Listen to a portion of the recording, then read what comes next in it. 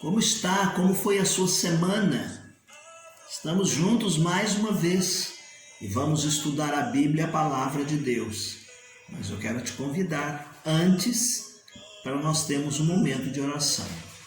Bom Deus e amado Pai, obrigado pela semana que vivemos, pelas bênçãos alcançadas, pelas experiências vividas.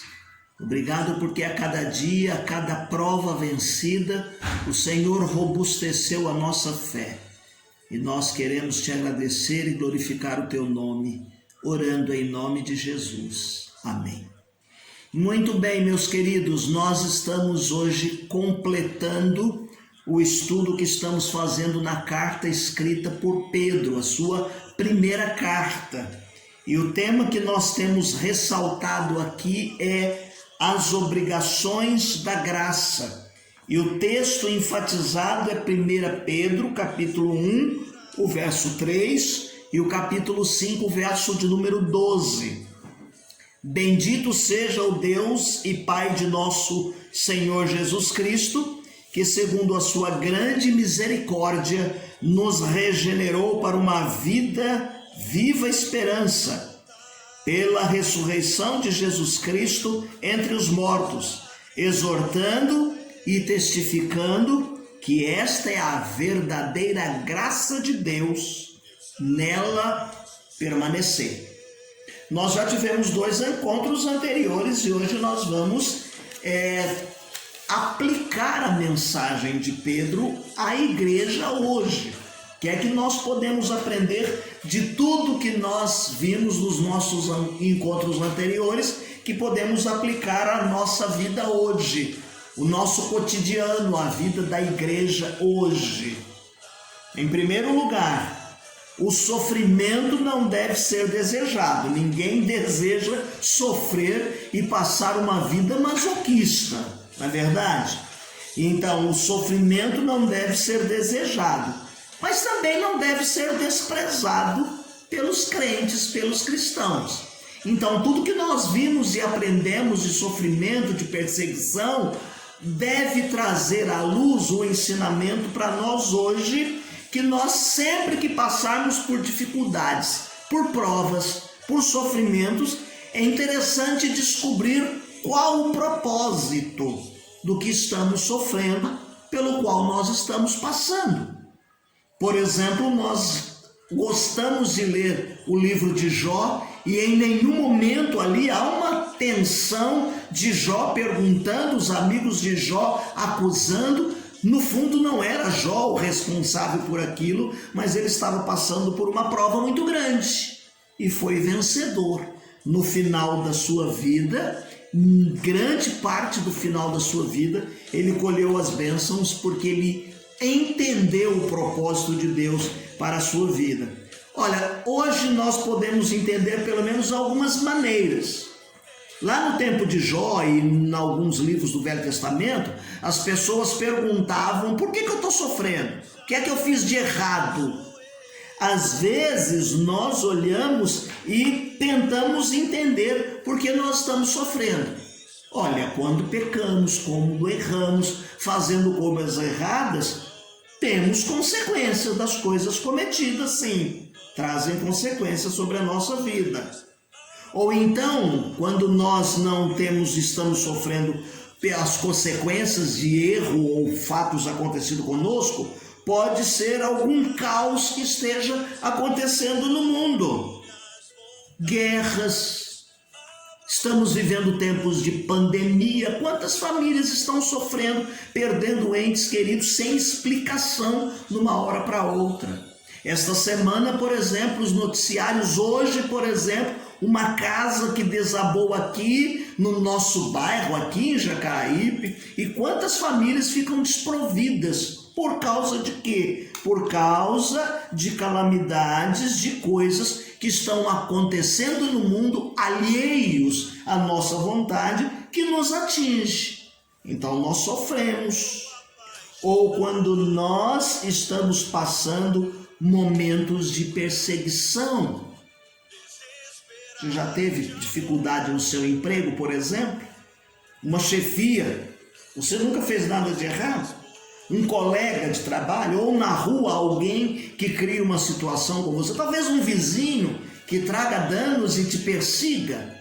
Então você não fez nada, mas você está sofrendo, você está passando por provas que você está vivendo por causa de perseguições. Muitos dos cristãos aqui na carta de Pedro e nas cartas anteriores, a igreja sofria e eles saíam dispersos. A diáspora que nós vimos, por exemplo, a perseguição por causa do evangelho de Jesus Cristo. O que é que nós aprendemos aqui nesse primeiro ponto? O importante é que quando passarmos por uma experiência de sofrimento, não desfaleçamos. Pedro está dizendo que é para a gente não desfalecer. Pelo contrário, numa hora como esta, nesse momento que estamos vivendo no mundo, as dificuldades agraçando o mundo, a pandemia, nós devemos buscar a comunhão e o conforto em Deus, lendo a sua palavra, aprendendo da sua palavra. Então é preciso que busquemos comunhão e conforto que vem da parte do Espírito Santo de Deus e da sua palavra. A segunda lição que a gente tira, estudando a primeira carta escrita por Pedro, é que a nossa participação futura na glória de Cristo deve fazer com que sejamos cada vez mais, comprometidos com o reino de Deus. Comprometidos com o reino de Deus. Nós vivemos uma tensão muito grande. Aquilo que nós já aprendemos, aquilo que nós estamos vivendo sobre Jesus, vivenciamos, e aquilo que é promessa de Deus para o futuro, que não devemos perder de vista o foco e não desfalecer em nenhum momento. Contemplar o que vem pelo futuro, viver uma vida de esperança, de expectativa, mas em nenhum momento deixarmos que esta tensão desse tempo presente possa nos levar a perder o compromisso que temos com o reino de Deus. Aquele reino estabelecido pelo nosso Senhor e Salvador Jesus Cristo. Ele, quando esteve nesse mundo, ele diz: a vós é dado o reino de Deus. E esta promessa deve motivar a nossa vida. Esta promessa deve fazer com que nos entreguemos mais, que haja uma entrega maior da nossa vida na promoção do reino de Deus, na pregação da palavra de Deus. Que nossas vidas sejam um instrumento vivo na promoção deste reino. Em terceiro lugar, quando nós estudamos as cartas de Pedro, pelo menos esta primeira carta, nós vemos duas expressões em que ele diz assim: a graça de Deus é multiforme. Tem várias formas, formatos. Ele está dizendo, por exemplo, em 1 Pedro 1,6, ele fala que nós passamos por várias provações. Quando vocês passarem por várias provações, por várias provas, não é isso? Ele não diz uma, ele diz várias. Mas ele diz também no capítulo 4, verso de número 10, que a multiforme graça de Deus é quem vem neste momento para nos sustentar e nos ajudar. Há uma palavra usada aqui em ambos os casos, é a mesma palavra, poilikia, significa que Deus tem muitos recursos da sua graça, que a graça de Deus à nossa disposição é infindável para enfrentarmos os problemas, para enfrentarmos cada provação na nossa vida. Deus apresenta e derrama sobre nós a sua graça. Ela é multiforme. Seja qual for a forma da prova e do problema, a graça de Deus está aí presente para nos ajudar. Não estamos sozinhos, você não está sozinho, eu não estou sozinho. A igreja de Cristo não está sozinha. Deus nos acompanha nas nossas lutas, em todos os momentos. Ele tem essa provisão de graça para nós. Provisão aqui você lembra da nossa despensa, onde nós colocávamos as compras do mês. Então essa dispensa da graça de Deus vem sobre nós, e esse amor maior de Deus, cada dia na nossa vida, diz e faz coisas que nós jamais poderíamos imaginar ou pensar.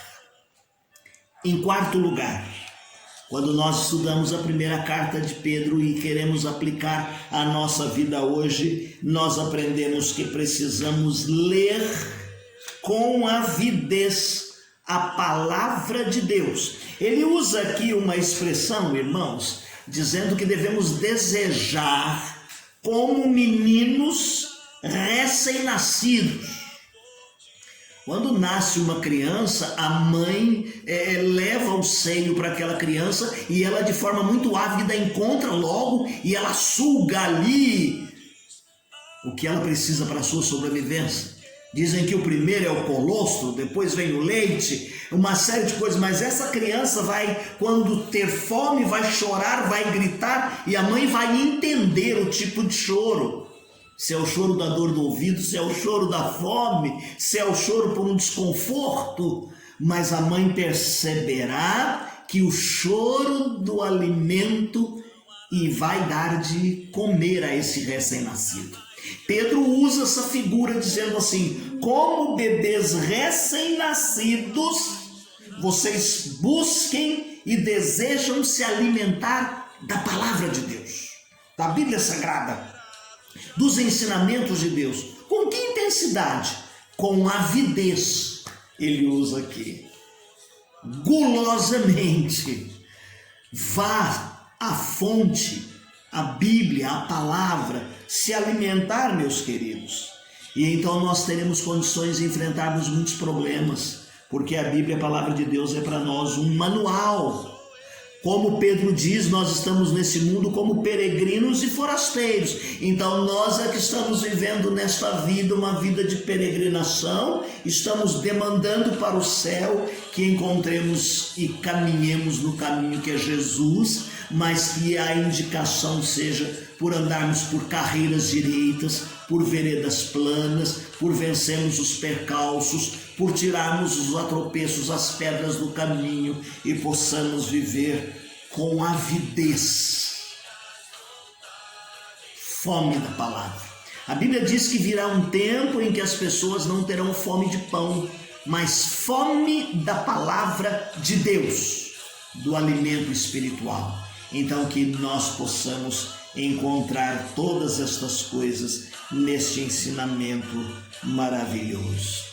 Lembrando, como disse Pedro, que o sofrimento tem o efeito de nos identificar com Cristo.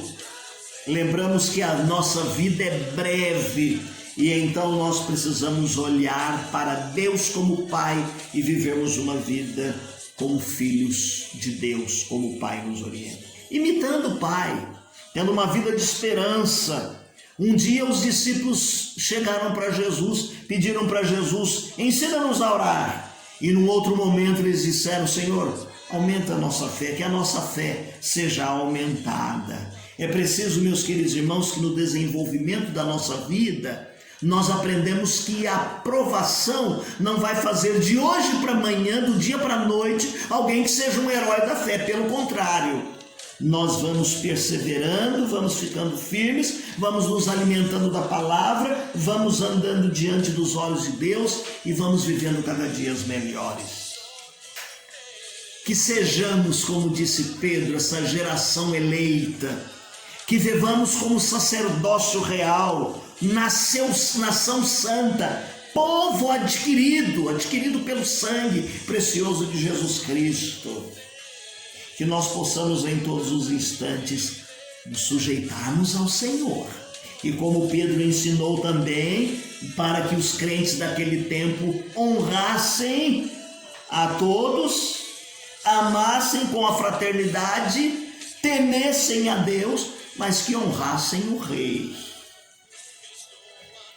Que Deus possa nos ensinar através desta carta, administrarmos os dons que Deus nos deu, para que possamos viver de acordo com a palavra de Deus e administrarmos para que Deus seja glorificado na nossa vida.